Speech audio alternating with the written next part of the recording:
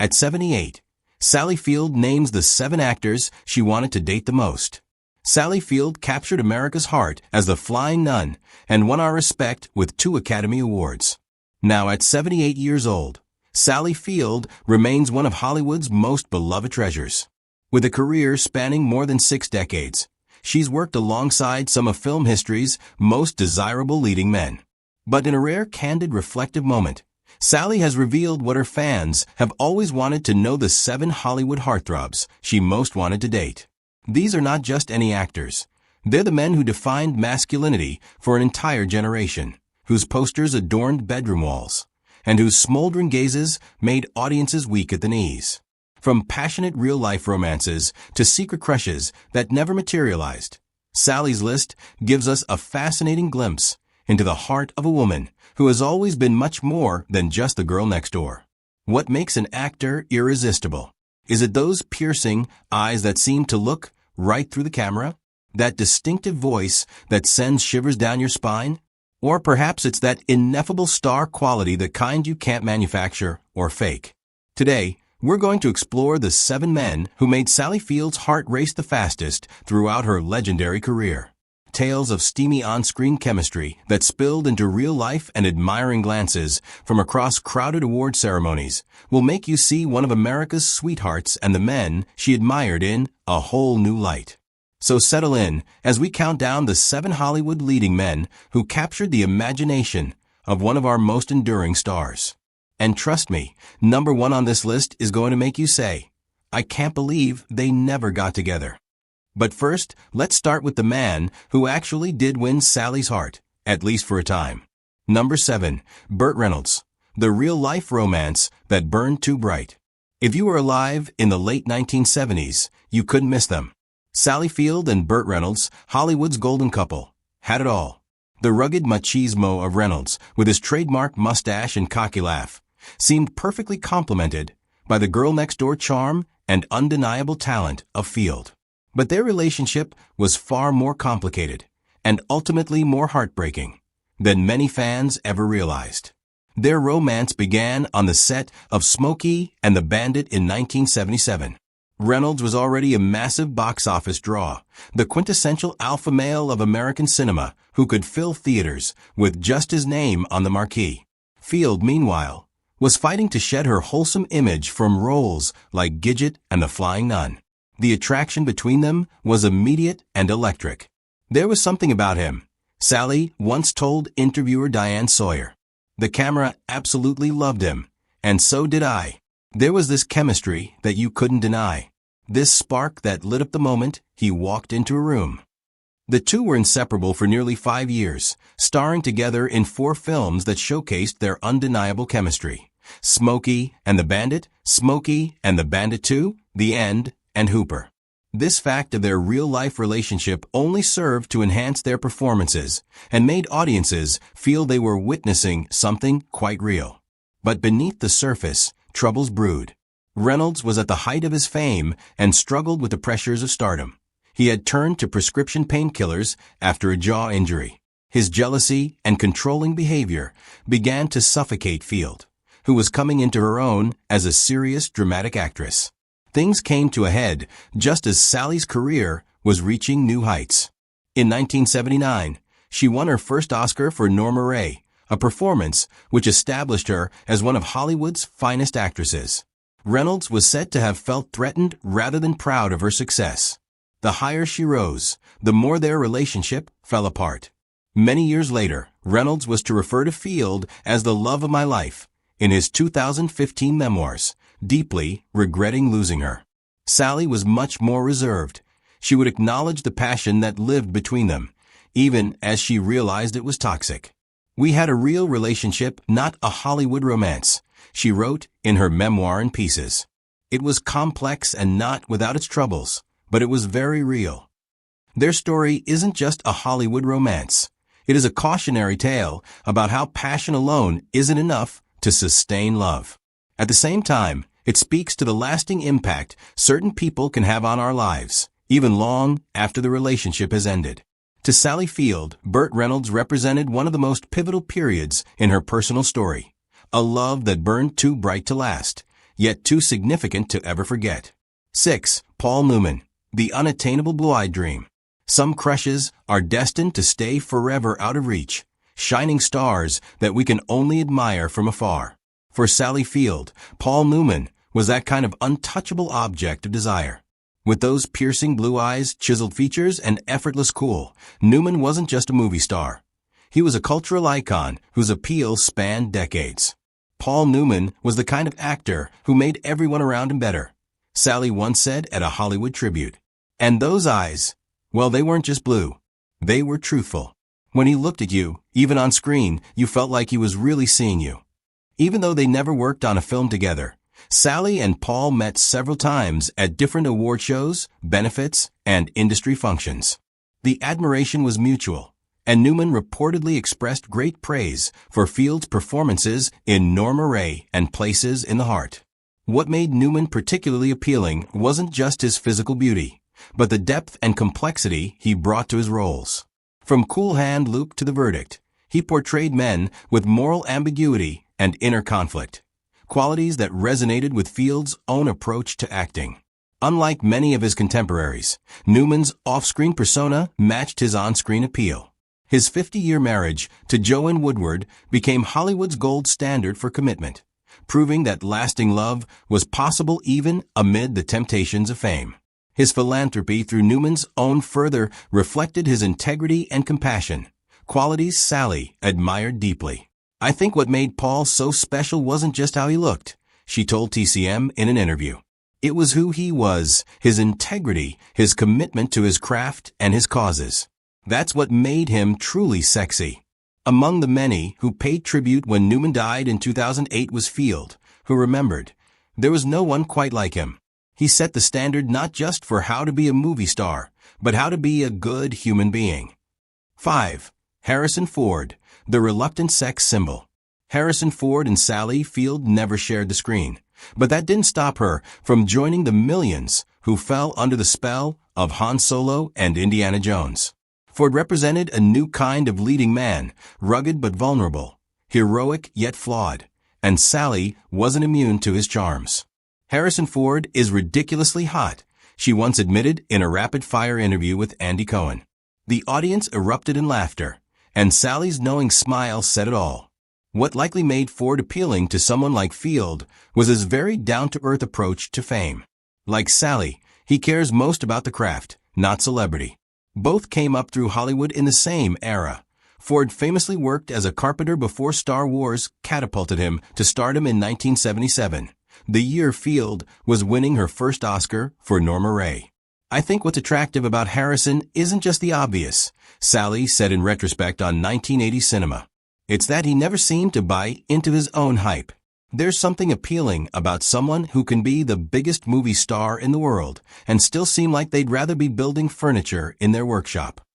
Though they never collaborated, both actors shared a commitment to authenticity over glamour. Fans can only imagine the chemistry they might have created together, her emotional transparency playing against his understated intensity. To Sally, Ford represented one of Hollywood's great what-if-say professional admiration tinged with curiosity about what might have been. 4. Tom Selleck, the mustache that launched 1,000 dreams. As the early 1980s cemented Sally Field's status as one of Hollywood's most respected actresses, another star was rising on the small screen. Tom Selleck's portrayal of private investigator Thomas Magnum in Magnum, P.I. made him a cultural phenomenon and one of the most desirable men in America. That appeal wasn't lost on Sally. With his 6 feet 4 inches frame, signature mustache, and twinkling eyes, Selleck embodied a playful, approachable masculinity. Tom Selleck had this wonderful quality, Sally once said. He could be incredibly handsome and sexy, but there was also something so approachable about him. With his classic movie star looks, Selleck projected an easygoing, down-to-earth charm. Like Field, he never took himself too seriously and wore fame lightly. As their careers ran parallel, Sally winning her second Oscar for Places in the Heart while Selleck starred in 3 Men and a Baby. Both navigated fame while trying to maintain normalcy. There's something about that era, Sally reflected. We all knew each other, at least peripherally. Someone like Tom would walk into a room, and yes, everybody noticed. How could you not? But then he'd start talking, and you'd realize he was just as grounded as anyone else. Known for his professionalism and amiability, Selleck's off-screen persona mirrored Sally's very own values. Even though they never actually worked together, one can feel from this that there was mutual respect. Two down-to-earth and talented professionals who represented the best of Hollywood's golden age. And Sally, with her discretion very much intact, has listed him in the company of actors whose work she enjoyed during that formative decade of her career. To a generation of viewers, Tom Selleck represented an ideal. Handsome but not threatening, masculine but not macho, successful but still relatable. It's no wonder that Sally Field, with her keen eye for authentic talent, would have appreciated those qualities in an era when style often trumped substance. But while Selleck represented television's answer to the classic movie star, our next contender on Sally's list was known for something very different: a reputation as Hollywood's most notorious ladies' man. 3. Warren Beatty, the charismatic heartbreaker. Every list of Hollywood heartthrobs should include Warren Beatty, the actor, director, and producer whose romantic conquests almost eclipsed his movies in fame. For a young actress coming up in the late 1960s and 1970s, Beatty represented the epitome of Hollywood charisma, and Sally Field was no exception to his widespread appeal. Warren had this presence, Sally once recalled during a Hollywood Reporter roundtable. When he walked into a room, the energy changed. Everyone felt it, men and women alike. He had this intense focus when he spoke to you that made you feel like you were the only person who mattered. Though never romantically linked in reality, the idea of Field and Beatty as a potential couple isn't far-fetched. Both rose to fame in roughly the same period, with Beatty already an established major star when Field was making the transition from television to film, which means their paths would have crossed on numerous occasions. And given Beatty's reputation for pursuing talented actresses, it's entirely plausible he would find Sally's combination of talent and girl-next-door charm appealing. What made Beatty particularly fascinating wasn't just his legendary good looks, or even the impressive body of work he had amassed in films like Bonnie and Clyde, Shampoo, and Heaven Can Wait. It was his intelligence and his understanding of Hollywood as both an art form and a business. Beatty wasn't just a pretty face. He was a filmmaker who helped reshape American cinema in the 1970s, a quality that would have resonated with Field's own artistic ambitions. There's something very appealing about someone who knows every kind of thing about the business, Sally said, speaking about actors who went on to become great directors. Warren knew how to tell stories from every angle as an actor, a writer, a director, a producer. That kind of comprehensive vision is rare and frankly sexy. Beatty's reputation as a womanizer, he was linked to everyone from Natalie Wood to Madonna, before finally settling down with Annette Bening in 1992, also lent his appeal an edge of danger. The challenge of being the woman who finally captured the heart of Hollywood's most notorious bachelor would have been intriguing to many actresses of the era. For Sally, whose public persona was far more wholesome, the contrast between her persona and Beatty's could have created an interesting tension. It's that old attraction of opposites, her authenticity and emotional openness playing against his sophistication and a mystique cultivated with great care. While we can only speculate about any actual interest between them, the fantasy pairing of Field and Beatty represents one fascinating what-if scenario in Hollywood history. Would the grounded nature have anchored his restless spirit? Would his intensity have drawn out even more of her considerable talent? These are questions that remain in the realm of cinematic fantasy, which is where they perhaps ought to stay. But while Warren Beatty represented Hollywood's sophisticated ladies' man, our next contender on Sally's list offered something different, a laid-back charm and artistic credibility that made him one of the most respected actors of his generation. 2. Jeff Bridges, the chemistry that leapt off the screen. Sometimes on-screen chemistry reveals truths that extend beyond the script, and the spark between Sally Field and Jeff Bridges in the 1982 romantic comedy Kiss Me, Goodbye certainly raised eyebrows. In playing a widow whose new relationship is complicated by the ghost of her dead husband, Field shared several intimate scenes with Bridges that showed a natural, easy rapport between the actors. Working with Jeff was like dancing with someone who always knows the next step. Sally says retrospectively about the film, "There's a shorthand that develops a trust. You can try anything because you know they're right there with you, supporting whatever choice you make." The professional admiration was clearly personal. Those who watched Sally during promotional interviews for the film noticed the way her voice takes on warmth when discussing Bridges, the slight flush that would rise when recounting their scenes together. Always professional, always discreet, but they're all the same. What made Bridges particularly appealing was his unique position in Hollywood. Neither a conventional leading man nor a character actor, Jeff carved out his own niche with performances that combined technical skill with natural charisma. From The Last Picture Show to Starman, Bridges brought an authenticity to his roles that matched Field's own approach to acting. Jeff was never afraid to be vulnerable on screen, Sally said in a later interview.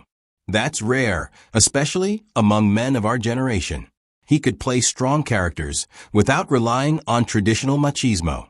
There's something very attractive about that kind of security in one's own skin. The timing of their collaboration is significant, too. Kiss Me Goodbye came at a pivotal moment in both their careers. Field fresh off her first Oscar win, Bridges establishing himself as one of Hollywood's most versatile actors. Both were hitting their stride professionally, bringing confidence and maturity to their craft. Off-screen, they shared values, if different personalities. Both led relatively low-profile personal lives by Hollywood standards. Both valued family highly and regarded celebrity with healthy skepticism. Bridges supplied the laid-back California cool to Field's more incandescent, emotionally available Southern warmth. While no romance blossomed in real life, Bridges has been happily married to Susan Jeston since 1977. The professional esteem and personal warmth between them lasted. Reunions at awards ceremonies through the years have been characterized by genuine affection and easy conversation that speaks to a lasting bond. To fans of either actor, their relationship represents one of Hollywood's more intriguing might-have-beens. A pairing that made perfect sense on paper and sizzled on screen, but remained in the professional realm. Their chemistry in Kiss Me Goodbye, while not enough to make the film a major hit, remains a testament to the mysterious alchemy that sometimes occurs between two gifted performers. Of course, while Jeff Bridges represented a perfect professional partnership with undertones of something more, our last contender on Sally's list is a different kind of appeal altogether. The rugged Western icon whose voice alone could make an entire theater swoon. 1. Sam Elliott, the voice, the mustache, the legend.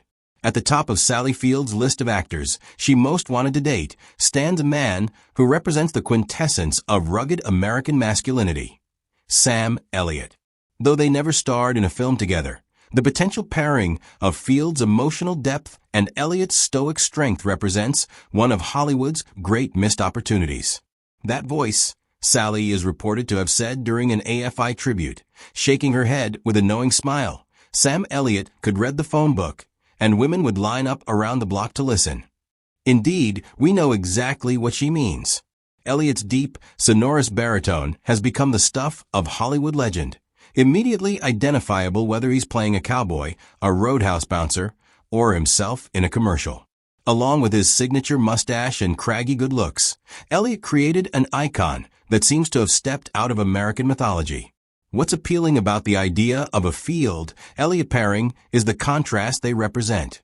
Sally's characters often showcase vulnerability, emotional transparency, and a certain wholesome quality, while Elliott's embody restraint, quiet strength, and old-school stoicism. It's the classic yin and yang, the emotional and the reserved, the animated and the still. I've always been drawn to actors who bring something completely different for me to the table, Sally once said. The most interesting combinations come from those contrasts. That's where the sparks happen. Although their paths crossed at various Hollywood functions over the years, timing never aligned for them professionally. Elliott was often typecast in westerns and rugged character roles, while Field pursued more diverse projects that showcased a range. A collaboration between them remains one of cinema's most intriguing what-ifs. What makes such a pairing particularly poignant is that both actors share values worthy of emulation off-screen, despite the converse screen personas they tend to portray. Both have had long marriages. Elliott to actress Katharine Ross, since 1984, put family before fame and maintained integrity in their craft. There's something very attractive about someone who's maintained their integrity throughout their career, Sally said, who hasn't chased trends or tried to be something they're not. That authenticity becomes more and more appealing the longer you're in this business. For fans, the fantasy of Sally Field and Sam Elliott together represents perfect balance. Her emotional expressiveness complementing his reserved strength. Her petite stature against his imposing presence. Her quick, lively delivery playing against his measured drawl. It's a pairing that exists only in imagination, but one that perfectly captures the allure of contrasting energies. As Elliott himself might say in that honey over gravel voice, some things just make sense, even if they never actually happened.